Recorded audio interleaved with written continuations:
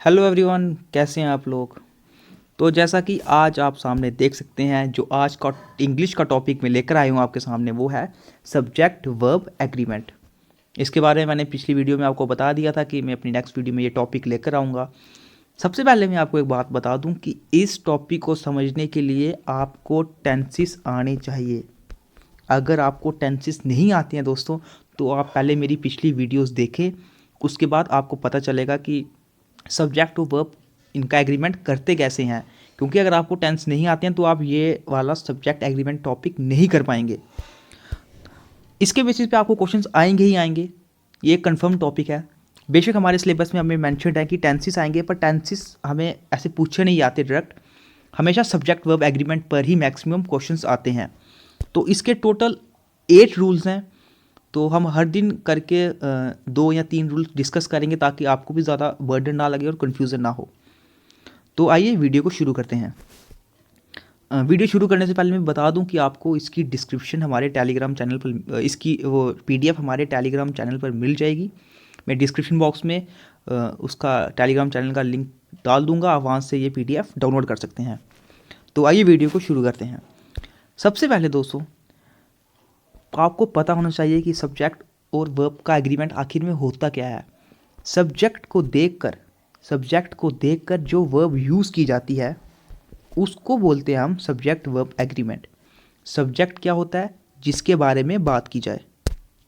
अगर किसी को सब्जेक्ट में कन्फ्यूजन है, सब्जेक्ट और नाउन एक ही चीज़, मतलब प्रैक्टिकली एक ही चीज़ होती हैं। नाउन भी the name of person, place और थिंग, वही चीज़ सब्जेक्ट होती है कि जिसके बारे में बात की जाए उसको हम सब्जेक्ट बोलते हैं। आइए सबसे पहले हम रूल्स पे चलते हैं। रूल नंबर 1 जो मैंने वो मेंशन किया है वो है पेयरिंग वर्ड्स कंसेप्ट। इसका नाम मैंने पेयरिंग वर्ड्स कंसेप्ट क्यों रखा है आपको बताता हूँ आगे। अगर आप इसका फर्स्ट पार्ट देखेंगे, जब भी 2 सब्जेक्ट दिए होते हैं, सब्जेक्ट 1 सब्जेक्ट 2, और बीच में एंड यूज़ किया गया हो, दोनों को एक मतलब मिलाने के लिए एंड वर्ड यूज़ किया गया हो, तो जो आगे वर्ब आएगी वो प्लूरल आएगी। इस रूल को हम ऐसे भी समझ सकते हैं कि अगर हमारा सब्जेक्ट सिंगुलर है तो हमारी वर्ब भी सिंगुलर होगी। अगर हमारा सब्जेक्ट प्लूरल है तो हमारी वर्ब भी प्लूरल होगी।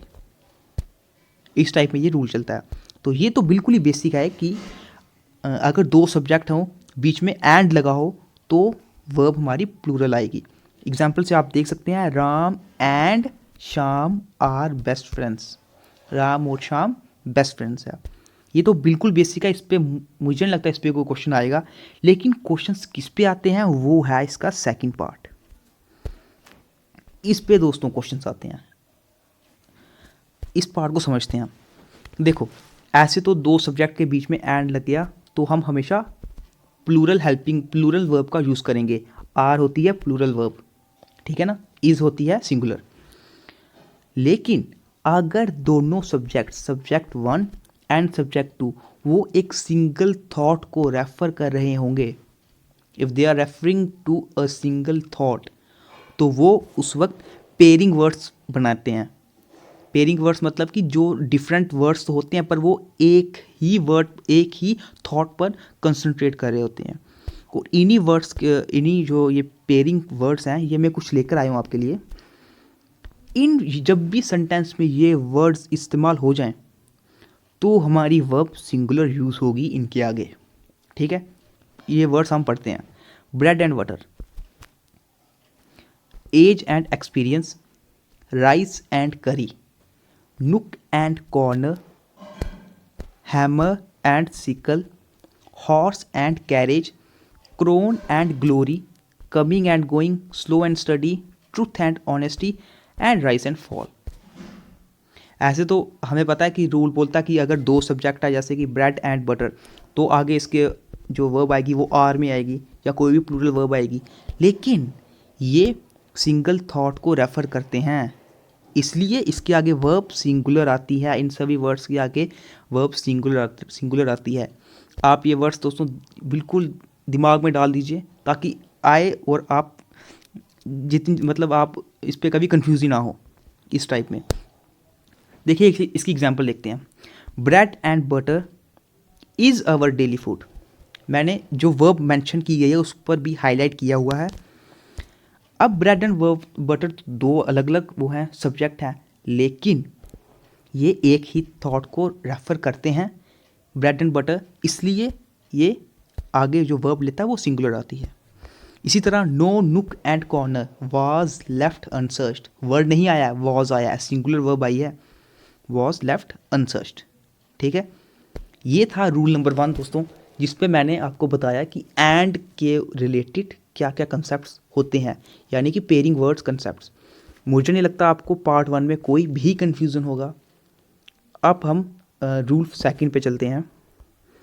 देखो रूल सेकंड क्या बोलता है। रूल सेकंड बहुत आसान है। अगर हमारे पास दो नाउन हैं या दो सब्जेक्ट्स भी बोलो, नाउन बोलो, कुछ भी बोलो, अगर उनसे पहले सिर्फ एक ही आर्टिकल या एक ही पोजेसिव एडजेक्टिव प्रोनाउन, ये कौन से होते हैं पोजेसिव एडजेक्टिव प्रोनाउन, जैसे कि माई या और या देयर, ये होते हैं, जैसे माई पेन या आर डॉग या देयर हाउस, इस टाइप में। ठीक है, आप इसको प्रोनाउन के पोजेसिव प्रोनाउन भी बोले, कोई प्रॉब्लम नहीं है। अगर दो सब्जेक्ट्स उनके पहले एक ही आर्टिकल या एक ही पोजेसिव प्रोनाउन लगा है, तो वो एक ही नाउन को या एक ही सब्जेक्ट को वो प्रेफर करते हैं, इसलिए आगे वर्ब सिंगुलर आती है। ये आपको एग्जाम्पल से मैं और अच्छे से समझाता हूँ। जैसे कि द क्या हुआ article, principal and chief guest, एक नाउन दो नाउन, दो नाउन तो आ गए, लेकिन आर्टिकल एक ही यूज़ हुआ है। अब इसका मतलब क्या होता है, आर्टिकल एक ही यूज़ हुआ है मतलब कि ये दोनों एक ही इंसान हैं, ये दोनों एक ही इंसान है। वो बंदा जो प्रिंसिपल है वही बंदा चीफ गेस्ट भी है, हैज़ अराइव्ड।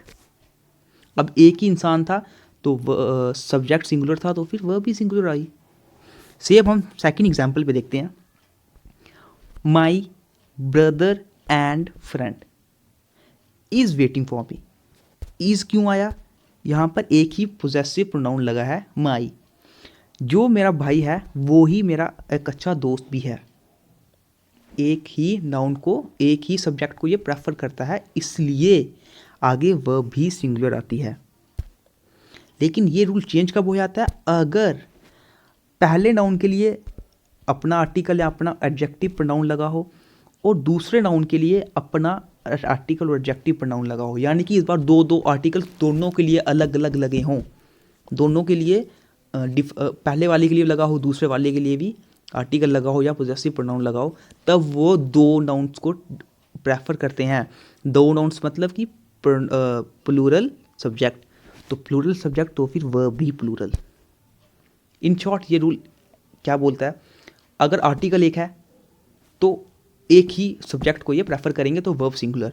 अगर आर्टिकल दोनों के साथ अलग अलग हैं, दोनों के साथ हैं, पहले के साथ भी लगा है दूसरे के साथ भी लगा है, तब वो अलग अलग लोगों को प्रेफर करता है, इसलिए वर्ब तब प्लूरल आती है। जैसे कि यहाँ पे देखो, द प्रिंसिपल एंड पहले था चीफ गेस्ट, अब यहाँ पर है एंड द चीफ गेस्ट, मतलब कि एक प्रिंसिपल और एक चीफ गेस्ट, दो बंदे हैव अराइव्ड। ठीक है, हैव अराइव्ड। इसी तरह my brother and my friend, दो बंदे, my brother and my friend are waiting. ठीक है, ये रूल मुझे उम्मीद है आपको बिल्कुल अच्छी तरह समझ आ चुका होगा। अगर नहीं है तो फिर आप एक और बार ये देखना वीडियो, आपको पूरा अच्छे से समझ आ जाएगा। इसमें कुछ ज़्यादा इतना कुछ खास मुश्किल नहीं है। ये दोनों रूल्स काफ़ी आसान है। ज़्यादा मैं आप पर वो प्रेशर भी नहीं डालूंगा। आज सिर्फ 3 रूल्स पढ़ेंगे, उसके बाद फिर से 3 रूल्स, और इसको टोटल हम 3 पार्ट्स में 3 वीडियोस में कंप्लीट कर देंगे। तो उसके बाद तो मैं आपको कंफर्म बोलता हूँ कि आपको कभी मतलब सब्जेक्ट वर्ब एग्रीमेंट पर कभी कोई कन्फ्यूज़न नहीं आएगी और एग्ज़ाम में आने वाले क्वेश्चंस भी आप आराम से कर लोगे। इसके बाद जो थर्ड रूल है दोस्तों, वो है ईच एंड एवरी। मतलब जो हम बोलते हैं ना ईच और एवरी, ये दो वर्ड होते हैं, इनके लिए क्या वर्ब यूज़ की जाती है। तो ये बहुत ही आसान है।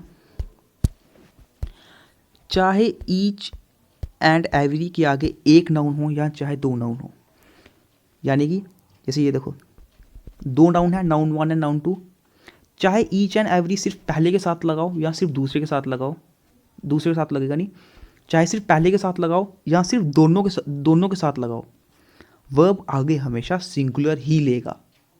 मतलब याद कर लो दिमाग में, मतलब आप इसको पूरा बसा लो कि ईच एंड एवरी हमेशा हमेशा वर्ब को सिंगुलर ही लेगा। Each boy and girl has to study, ठीक है, each boy and girl has to study, has है सिंगुलर, सिंगुलर वर्ब, और इसका प्लूरल बनाऊं तो मैं हैव बन जाता है। इसका एक और अगर हम ईच पहले के साथ भी लगाएं, ईच दूसरे के साथ भी लगाएं, लेकिन तब भी इस रूल पर कोई भी असर नहीं पड़ता है, आगे आने वाली वर्ब सिंगुलर ही रहेगी। Each boy and girl, each boy and each girl is studying silently. ये थे दोस्तों इसके 3 रूल्स। मैं आपको फिर से रिवाइज करवाता हूँ 3 रूल्स क्या थे। पहला रूल था पेयरिंग कंसेप्ट, जिसमें हमने पढ़ा कि अगर सब्जेक्ट 1 प्लस सब्जेक्ट 2 ये दोनों एंड से जुड़े हो तब तो प्लूरल आता है, वर्ब आगे प्लूरल आती है। लेकिन अगर दोनों सब्जेक्ट एक ही सिंगल थॉट को प्रेफर कर रहे होते हैं, रेफर कर रहे होते हैं, तो वर्ब भी सिंगुलर आती है, ठीक है। सेकंड रूल जो हमने पढ़ा वो था कि अगर एक नाउन है या कुछ भी बोलो, नाउन या सब्जेक्ट है, कुछ भी है, अगर आर्टिकल सिर्फ एक के साथ यूज हुआ है तो आगे वर्ब भी सिंगुलर आएगी। अगर एक के साथ ही नाउन या आर्टिकल यूज हुआ, एक के साथ ही प्रोनाउन या आर्टिकल यूज हुआ है तो वर्ब सिंगुलर आएगी, क्योंकि ये आर्टिकल दोनों के लिए, कि ये दोनों एक ही बंदे हैं उसको प्रेफर करता है। लेकिन अगर फर्स्ट नाउन के साथ आर्टिकल 1 या पोजेसिव प्रोनाउन 1 और सेकंड नाउन के साथ भी अलग आर्टिकल लगा हो या पोजेसिव प्रोनाउन लगा हो, तो ये 2 डिफरेंट पर्सन को रेफर करता है। दो अलग बंदे, मतलब कि सिंगुलर नहीं, अब ये प्लूरल हो चुका है तो वह भी प्लूरल आएगी। और तीसरा जो है वो है each and every case. Each every मतलब कि ईच एवरी होता ही सिंगुलर है, चाहे वो फर्स्ट नाउन के साथ लगे, चाहे वो सेकंड के साथ, फर्स्ट चाहे वो फर्स्ट के साथ लगे, चाहे वो दोनों के साथ लगे, हमेशा वो वर्ब को सिंगुलर ही लेगा। आप एग्जाम्पल के थ्रू देख सकते हैं। Each boy and girl has to study, each boy and each girl is studying silently. ये थे दोस्तों 3 रूल। मुझे उम्मीद है आपको ये अच्छी तरह समझ आ चुके होंगे। तो अगर कुछ कन्फ्यूज़न रहती है आप कमेंट बॉक्स में मुझे बताना, मैं नेक्स्ट वीडियो में से क्लियर करने की पूरी कोशिश करूँगा।